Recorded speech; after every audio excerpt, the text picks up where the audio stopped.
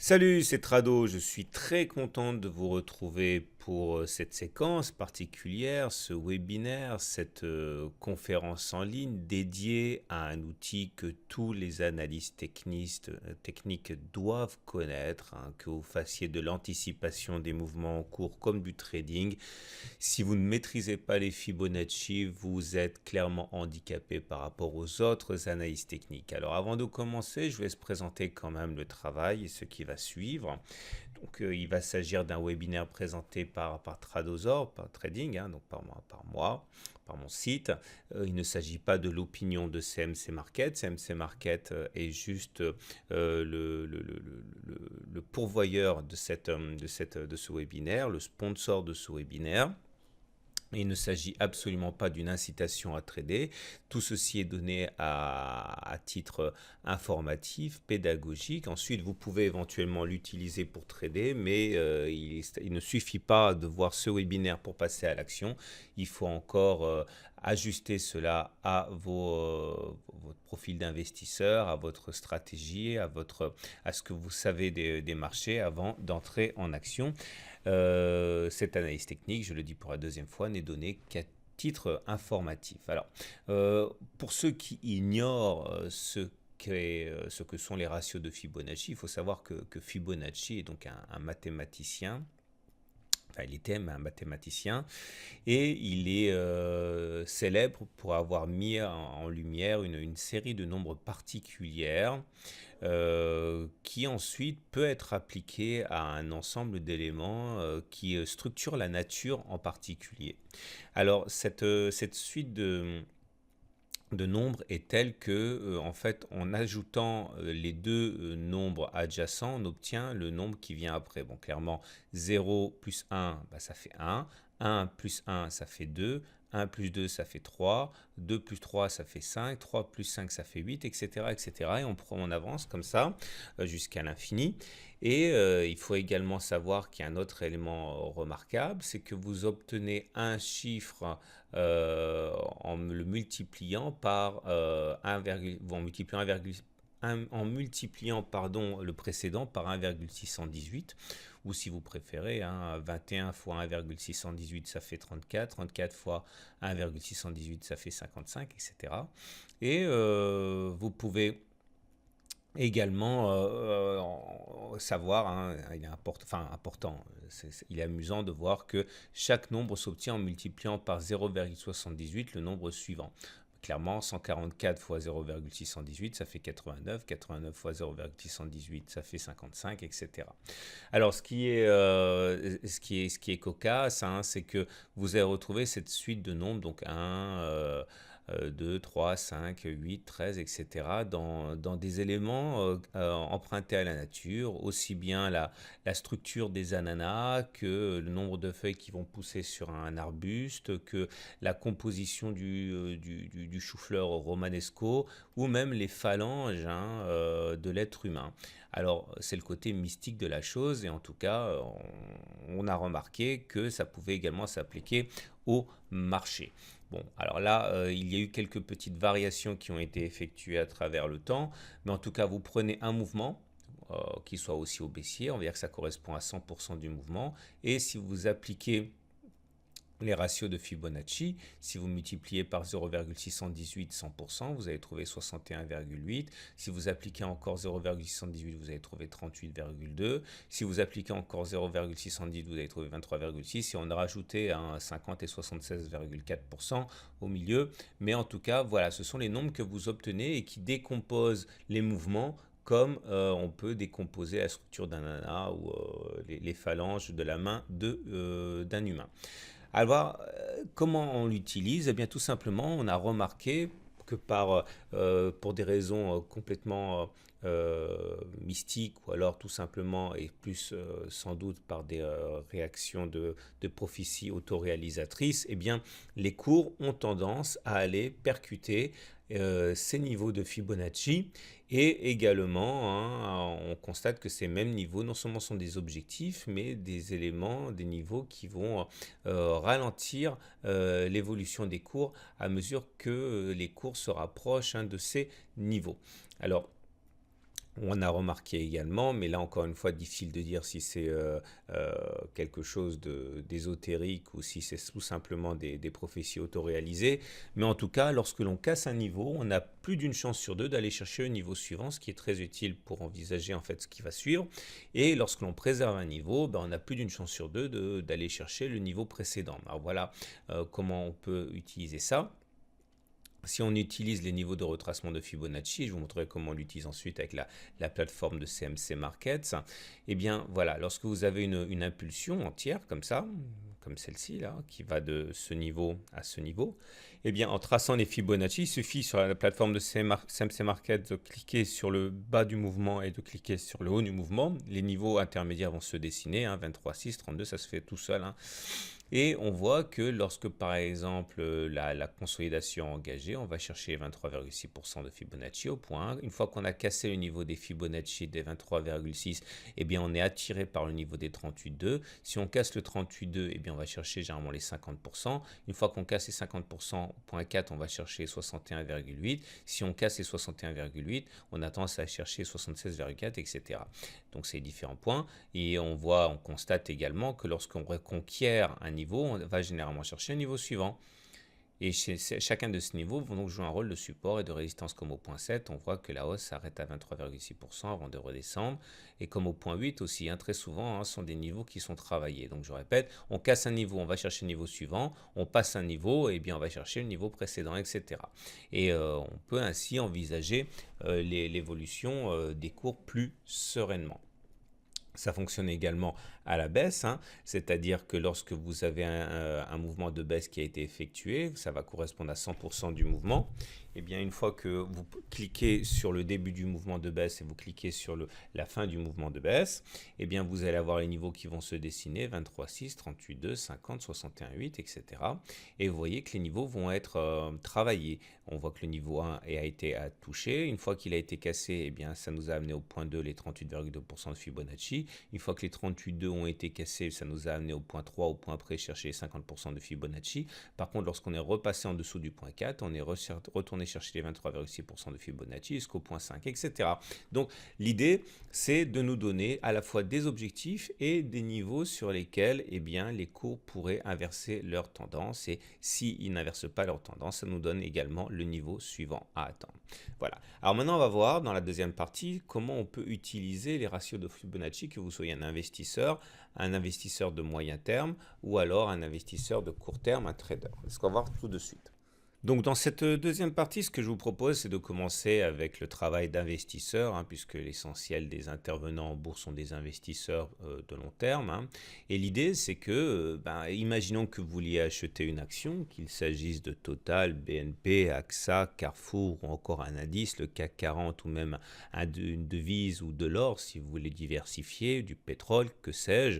L'idée, c'est que une fois que vous avez jeté votre dévolu sur un actif, eh bien, il ne faut pas acheter à n'importe quel moment. Il vaut mieux prendre son mal en patience et attendre qu'une consolidation nous amène à visiter un niveau de Fibonacci, ce qui permettra de rentrer à meilleur coût et en tout cas d'améliorer le timing d'intervention. Donc, imaginons par exemple que vous vouliez acheter cette action, et bien plutôt que l'acheter à n'importe quel moment, attendez que l'on rallie un niveau de Fibonacci, par exemple au point 1 les 23,6%, ou au point 2 les 38,2%, ou au point 3 les 50%, voire au point 4, niveau qui n'a pas été touché d'ailleurs, les 61,8%.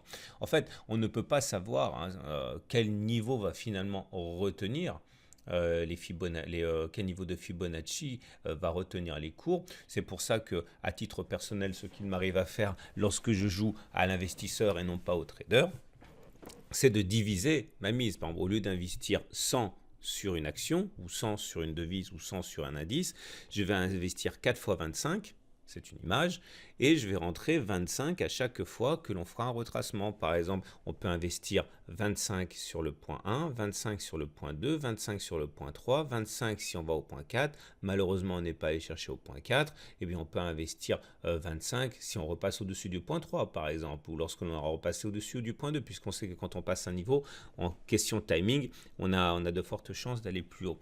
Et l'idée, c'est que, vous comprenez bien, pas la peine d'être excellent en mathématiques pour comprendre qu'il vaut mieux acheter en plusieurs fois et en profitant des consolidations qu'acheter à un moment, par exemple au point à 8 euros à n'importe quel moment, ici en espérant que le timing soit idéal. On n'a bien sûr aucune idée, je le répète, du niveau qui va mettre fin à la décrue des cours, mais en tout cas, on sait que ça rebondit souvent sur des niveaux de Fibonacci tant qu'on ne les casse pas et tant qu'on ne va pas chercher le niveau suivant. Alors, on peut bien sûr céder d'autres outils comme les chandeliers japonais. Comme vous pouvez le voir, au point 1, eh bien, on avait l'idée effectivement qu'un rebond pouvait s'exercer. On est passé de 32 à 30, 33,5 sur cette action, tout simplement parce qu'on avait une très longue mèche basse là, et cette longue mèche basse montre bien qu'il y a eu une chasse aux bonnes affaires et que effectivement, il y a eu des intérêts acheteurs qui se sont manifestés dans l'ellipse 5. Ce que vous voyez, ça s'appelle un harami haussier, et lorsque ce harami haussier intervient sur un niveau de Fibonacci, comme par exemple les 38,2% de Fibonacci ici, eh bien ça renforce l'idée qu'une hausse soit envisageable. Et c'est effectivement ce qui s'est passé. On aurait pu éventuellement diviser en 3 lots, acheter si on va au point 1, acheter si on va au point 2, acheter si on va au point 3. Et l'idée, c'est qu'effectivement, au point 1, on a pu acheter un peu, au point 2, on a pu acheter un petit peu. Le point 3 n'a jamais été, par contre, sollicité. Tant pis, si on avait été jusqu'à là, eh bien, on aurait pu acheter encore moins cher et constituer pour encore moins cher notre position. La petite histoire a fait qu'on n'y est pas allé. On aurait pu racheter alors un petit peu plus tard. Un bon moment pour acheter, c'est lorsque l'on revient au-dessus du niveau qui nous a servi à tracer les Fibonacci. Généralement, il y a une accélération haussière. Et comme ça, vous optimisez au maximum le moment où vous investissez, parce que aussi bien on aurait pu aller chercher le point 3 ici, voire même nous effondrer par la suite, mais en tout cas il aurait mieux valu acheter un peu en point 1, un peu au point 2, un peu au point 3 plutôt que tout au point 1 ou tout à n'importe quel autre moment. Vous voyez bien que le prix de moyen aura été inférieur si vous procédez de cette manière. Alors, les swing traders également peuvent trouver trouver intérêt à utiliser les Fibonacci. Alors, le swing trading pour les Fibonacci, voilà comment je l'utilise. Je vais swinger, c'est-à-dire je vais profiter de mouvements entre le niveau de Fibonacci des 50 ou des 61,8%, une fois que le mouvement a été quand même bien rongé, et parier sur un retour sur les plus hauts. Clairement, ça veut dire que si je suis intéressé par cette devise, cette action, cet indice ou ce métal précieux, qu'importe, je vais attendre que l'on aille sur le niveau des 50% ou je vais attendre que l'on aille sur les 61,8%. Et c'est à ce moment-là que je vais acheter en visant un retour sur les précédents sommets au point 2.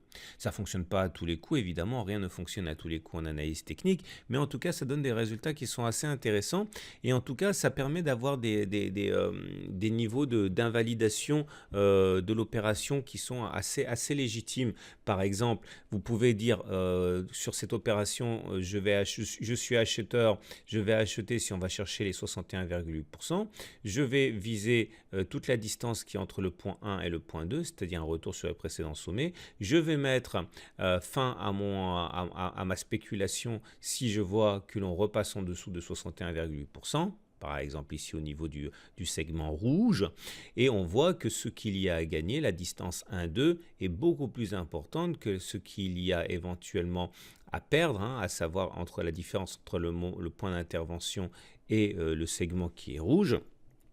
Et donc, à partir de là, ce sont des opérations qui ont un ratio gain-risque extrêmement important, même sans savoir si ça va marcher ou si ça va pas marcher, en imaginant que ça fonctionne une fois sur deux. Eh bien, si quand vous gagnez beaucoup plus que ce que vous perdez quand vous vous trompez, vous comprenez bien que sur 100 opérations de ce type, eh bien, ça devient quand même très profitable.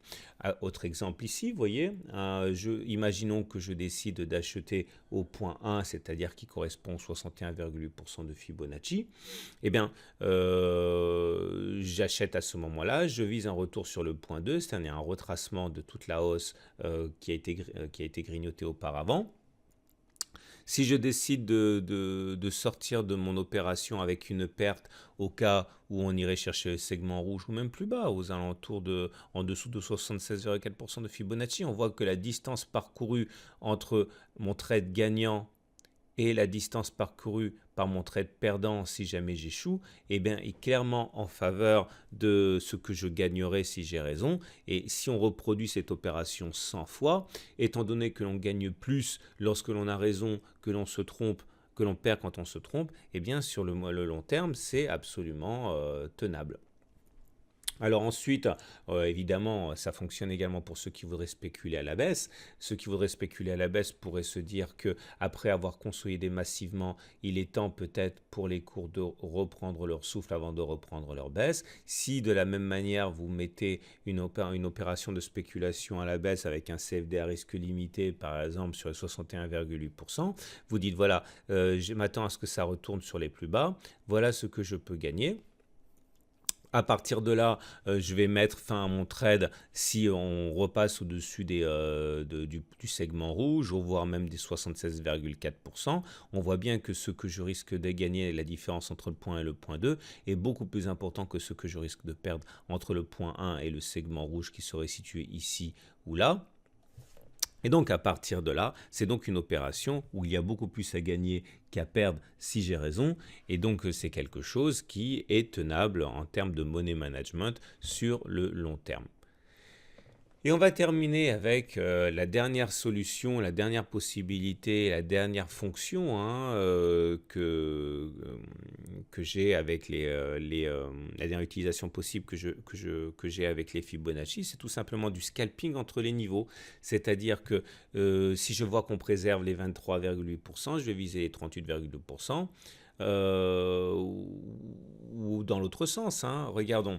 L'idée, c'est que une fois que l'on casse par exemple le niveau des 23,6%, je peux viser les 38,2%. Si on casse les 38,2%, je viserai les 50%. Si on préserve les 50%, je viserai les 38,2%. Attention, c'est pour les investisseurs, les traders qui sont avertis. Il y a vraiment beaucoup de stress à pratiquer ce scalping-là. De toute manière, il est très important, une fois de plus ici, d'être très regardant par rapport aux entrées, à la gestion de l'entrée et de la sortie. C'est-à-dire que là, on est vraiment très proche de une chance sur deux d'avoir raison. Donc il faut véritablement soigner son money management de telle manière que même si on a raison une fois sur deux, on puisse gagner de l'argent sur le long terme en gagnant plus quand on a raison qu'en perdant lorsque l'on se trompe. Clairement, ça veut dire que il ne faut, par exemple, imaginons que vous envisagiez en cas de cassure du point 2 de viser le point 3, eh bien, il faut qu'au moment où vous rentriez, eh bien, il y a la distance entre votre entrée et votre trade gagnant, le point 3, soit significativement plus importante que la distance entre le moment où vous allez rentrer et le moment où vous allez sortir de votre trade avec une perte. Mettons que ce soit à peu près ici, parce que comme ça, eh bien, même si vous avez raison une fois sur deux, eh bien, vous gérez le gain et la perte de manière optimale pour vous. De la même manière, voilà. Imaginons que vous voyez deux fois de suite les cours qui reviennent sur le point 4 et que vous dites qu'il peut être légitime d'aller chercher le point 5. Eh bien, si vous décidez de faire ça, il faut impérativement qu'entre le moment où vous achetiez et le moment où vous touchiez votre point 5, eh bien, vous ayez un ratio gain-risque qui soit en votre faveur. Clairement, il faut que la distance entre votre point d'entrée et le point 5 soit significativement plus important que la distance entre le point 4 et le seuil à partir duquel vous allez acter que vous vous êtes trompé et que vous avez perdu de l'argent, toujours pour les mêmes raisons. C'est des raisons de money management. Alors, pour terminer, on va utiliser les extensions de Fibonacci qui sont également très intéressantes. En fait, la logique, elle est très très simple, c'est qu'au lieu de retrancher 23,6%, 38,2%, etc. du mouvement, on va les ajouter. C'est-à-dire que une fois que l'on casse, par exemple, vous voyez, prenons toute la jambe de hausse qu'il y a eu ici. Vous voyez qu'on est allé chercher par palier comme d'habitude le niveau des 23, puis le niveau des 38, le niveau des 50, le niveau des 61,8, etc. On voit également à partir de là qu'une fois qu'on a recassé les plus hauts, eh bien on a tendance à chercher les objectifs qui sont la jambe de hausse plus 23,6%, la jambe de hausse plus les 38,2%, etc. C'est pareil, ça se calcule de la même manière, hein, et puis il y a des outils qui sont très très bien faits et qui le font automatiquement, notamment sur la plateforme de CMC Markets. Et vous voyez que là, c'est pareil, si vous décidez d'acheter au point 1, eh bien vous pouvez viser le point 2, les 23,6% de Fibonacci en extension, et vous pouvez, une fois que vous avez passé les 23,6% en extension, viser par exemple les 38,2% en extension. Mais là aussi, hein, il ne faut pas laisser traîner ces transactions, ces spéculations sans contrôle, hein. Il faut de toute manière mettre des niveaux d'invalidation, hein, et ces niveaux d'invalidation doivent être mis de telle manière que si vous vous trompez, eh bien vous perdez moins que ce que vous gagnez si vous avez raison. Clairement, si on prend le segment rouge ici, eh bien, il faut que la distance entre votre achat et le segment rouge soit bien inférieure à la distance entre votre achat et les 23,6% de Fibonacci. Si vous visez les 38,2% de Fibonacci au point 3 parce qu'on a franchi au point 2 les 23,6% des Fibonacci, il faut que ce qui a à gagner, la différence entre votre point d'entrée et le point 3, soit bien supérieure à la distance entre le point 2 et les 23,6% de Fibonacci. Et ça fonctionne naturellement à la baisse aussi.